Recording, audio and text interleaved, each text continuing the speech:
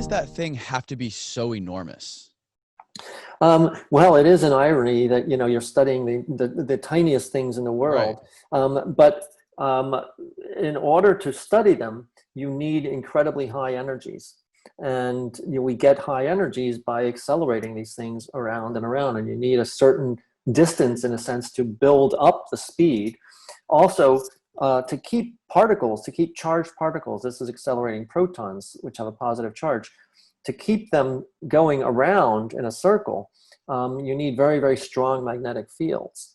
And the tighter you try to bend them, the stronger magnetic field you need. So there's a certain size requirement you need to, in a sense, to get them faster. So, the faster you want to make them curve around, the stronger the magnets you need. And, there's a trade-off. And the energy you need to basically keep them in track, and the energy that is in them to combine and create something. And the fact is, we're looking for particles that are very massive, that have a lot of mass. And by Einstein's famous equation, E equals mc squared, E is energy, is proportional to the mass. And so to get higher mass particles, you need higher energy. You need higher energies that you're creating, that basically you're putting energy in, this movement energy, and crashing them together, and you want to transfer that energy of this motion into the mass of these particles.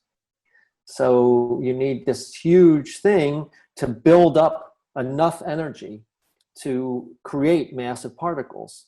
And the size also is determined by, by the energy that you need to get, and how do you keep these things going? I mean, it's a phenomenal technological feat when you think about it. That I remember, I think I saw something that said, getting these things, because you're accelerating protons, and that it'd be like firing a gun from here and from the moon, and you're having the bullets collide. I mean, that's almost the accuracy that you need. So it is pretty astonishing that it actually works. Yeah, it's extremely mind-bending how the scale and the enormity of that thing. So there's 4 different chambers within that 17-mile loop where the particles actually collide. Why do those chambers? Can you explain what the significance of those giant chambers are, and why they have to be 5 stories to? It's basically like I think they described it in the documentary as a 5-story camera lens. Yeah, right.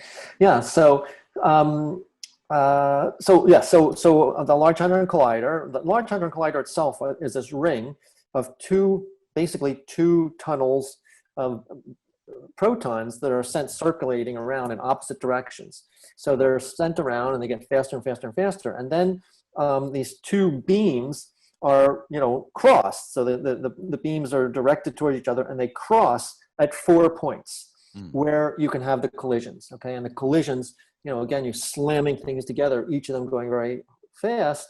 You're getting the highest energy. When these particles collide, lots of things come out. So it's, the combined collision, the mass, the energy is converted into mass that flies off into various different particles. And so what you want to do is you want to see what they are. So they go flying off in all directions. And the experiments, so what are in these different chambers, are 4 different experiments. And they're completely different teams of people. They work independently. They are designed to detect different things. You can try to detect different things, and you can set it up in different ways. And so essentially they're layers, because as things come out, you can slow things down in some ways, and you can measure the speed and the energy of the things. You put in your own magnetic fields, and you can see these particles, then charged particles will curve in these things, and by the angle of the curve, you can determine things about their mass. and other internal properties with their magnetic properties and things like that. And so you have these layers also to stop different particles. Different particles are going to get stopped at different places. Different layers are going to detect different properties.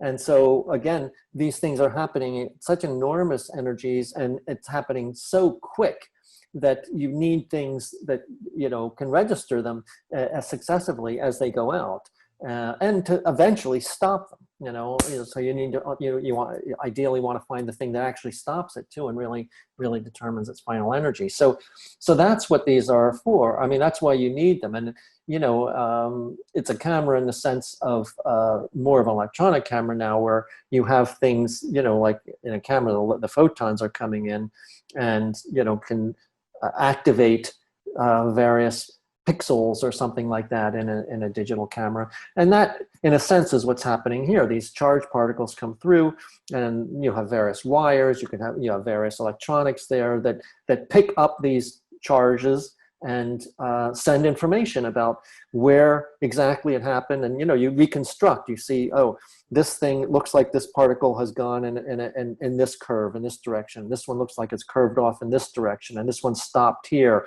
and this one suddenly looks like it branched out, and other things came out of it.